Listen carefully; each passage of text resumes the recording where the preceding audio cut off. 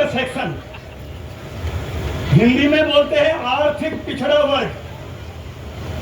हमारे देश के संविधान में जो व्यवस्था दी है, व्यवस्था रही है, वो अब तक रही है जाति आधारित आरक्षण। पहली बार इस देश में आर्थिक रूप से पिछड़े जो जातियां हैं, जिनमें राजपूत जाति भी है, ब्राह्मण भी है, वैश्य भी है, और भी जातियां हैं, जो जातियां SC, ST, OBC के अलावा जातियां हैं, जिनमें राजस्थान में और देश में राजपूत भी आते हैं, उनको नौकरियों में आरक्षण कैसे मिले, इस बात के लिए देश के संविधान में लोकसभा और राज्यसभा में संशोधन करके 10% रिजर्वेशन का प्रोविजन किया गया। कितना परसेंट? थोड़ा जोर से बोला, कितना परसेंट? 10%। और भारत सरकार ने, मोदी जी की सरकार ने ये किया। इसके लिए हम सब उनका धन्यवाद देते हैं और ताली बजा के इस बात का हम उनका स्वागत करते हैं। लेकिन ये तो दिया, संशोधन किया, 10% किया, लेकिन इन बात के साथ में कुछ शर्तें जोड़ दी। रिजर्वेशन EWS यानी राजपूत, वैश्य, ब्राह्मण, कायस्थ, इन जातियों को आरक्षण 10% मिलेगा। लेकिन क्या आप में से कोई आदमी बता सकता है कि वो शर्तें, लेकिन, परंतु क्या हैं? कोई बता सकता है? किसी को कंठस्थ याद है क्या? कोई एक आदमी हाथ खड़ा कर दे, वो सामने आ जाए जिसको याद है क्या? अब आप गंभीरता देख लीजिए कि अपने को ये पता नहीं है, तो हमारा कैरियर का सवाल है, भविष्य का सवाल है।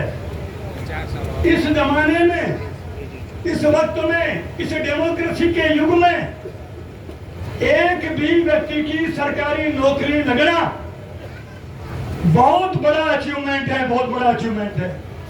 ये मानते हो? सरकारी नौकरी अपने बच्चों को लगाना चाहते हो क्या? आप चाहते हो? अगर चाहते हो सरकारी नौकरी मिले हमारे को, हमारे बच्चों को और आने वाली पीढ़ियों को, अगर आप चाहते हो तो एक बार पुनः आपसे रिक्वेस्ट करूंगा कि आप हाथ खड़े करके समर्थन दीजिए। सरकारी नौकरी लगाना चाहते हो तो मेरा दिल से आपको कहना है, दिल से, कि आप थोड़ा दिमाग लगाइए, थोड़ा दिमाग लगाइए, थोड़ा। बिना दिमाग लगाए ये काम होने वाला नहीं है। तलवार का युग था। हमारे बुजुर्ग, हमारे महाराणा प्रताप जी, दुर्गादास जी राठौड़, महाराव शेखा जी, हमारे वंशज पूर्वज, उन्होंने बहुत से तप किए, बहुत से बलिदान दिए, जब इस धरती की रक्षा हुई है और आज और हम सब बैठे हैं। लेकिन अब जमाना डेमोक्रेसी का है, लोकतंत्र का है, तलवार की बजाय कलम का जमाना है, कलम का। कलम का है तो ताली बजाओ जोरदार एक बार। अब जमाना कलम का है तो आपको दिमाग से काम करना पड़ेगा।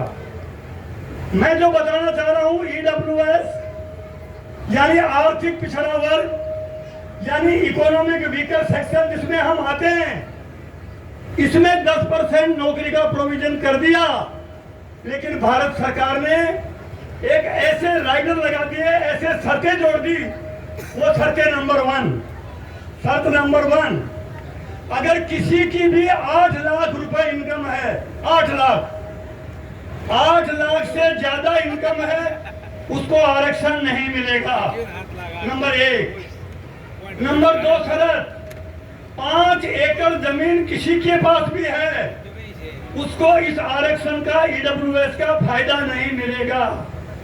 नंबर 3, अगर 200 वर्ग गज का प्लॉट गांव में भी है, गांव में, ग्रामीण क्षेत्र में, तो भी उसको फायदा नहीं मिलेगा। नंबर 4, अगर 100 वर्ग गज का प्लॉट, 100 वर्ग गज का शहर में प्लॉट है, उस परिवार को भी इसका फायदा नहीं मिलेगा। नंबर 6, 1000 स्क्वायर फीट का फ्लैट है शहर में, उसको भी इसका फायदा नहीं मिलेगा।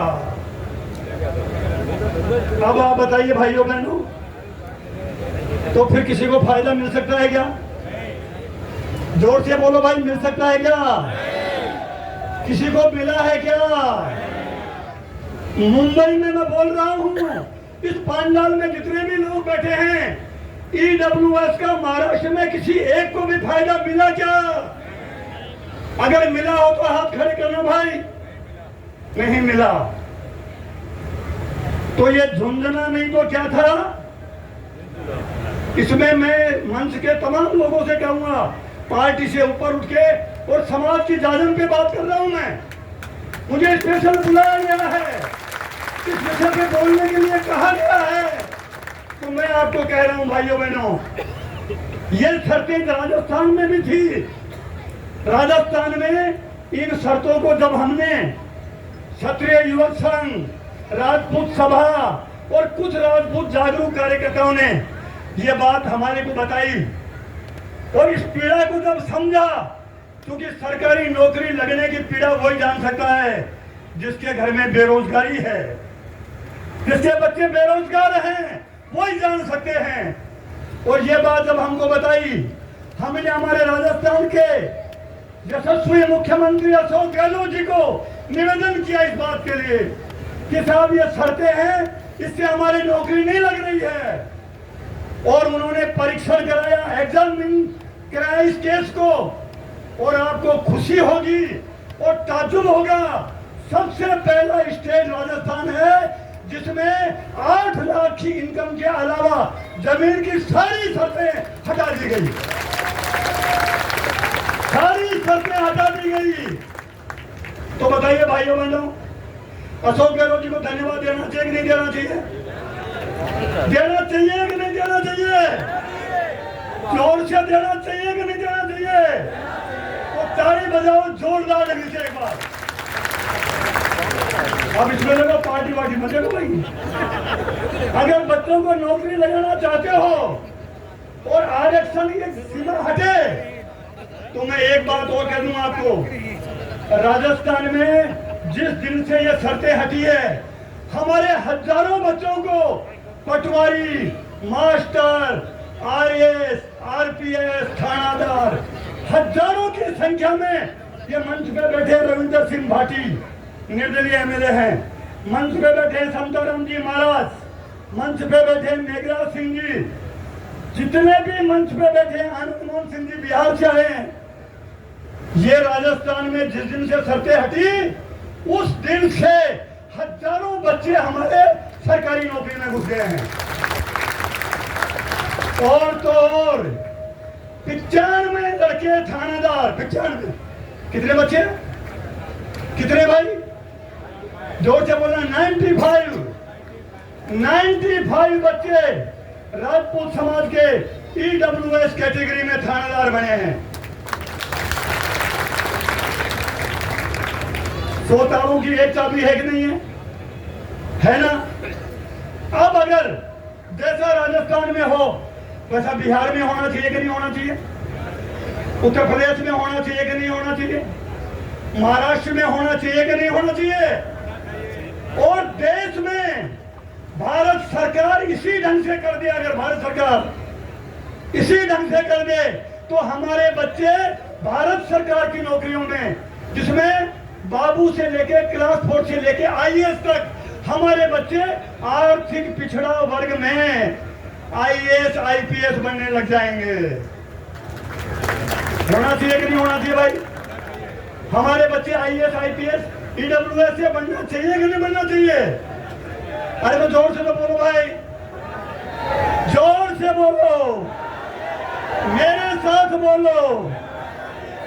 ये हम कहने आया हूं मैं आपको, हम इसका देश में बड़ा आंदोलन करेंगे और ईडब्ल्यूएस कैटेगरी से सभी राज्यों में सरकारें अपने अपने राज्य में उसको अमेंडमेंट करे, शर्तों को हटाए और भारत सरकार, मोदी जी की सरकार भी ईडब्ल्यूएस कैटेगरी के आरक्षण का राजस्थान की तरह पे सरलीकरण करे। इन्हीं बात के साथ आपके साथ में आया, आपने मेरी बात सुनी, आपने मेरा हौसला बढ़ाया। मैं राजस्थान की सरकार में 2 बार, अशोक गहलोत जी की सरकार में 2 बार, एक बार बिजली निगम का अध्यक्ष रहा हूँ, एक बार टूरिज्म का चेयरमैन रहा हूँ। दोनों बार मुझे मंत्री का दर्जा मिला।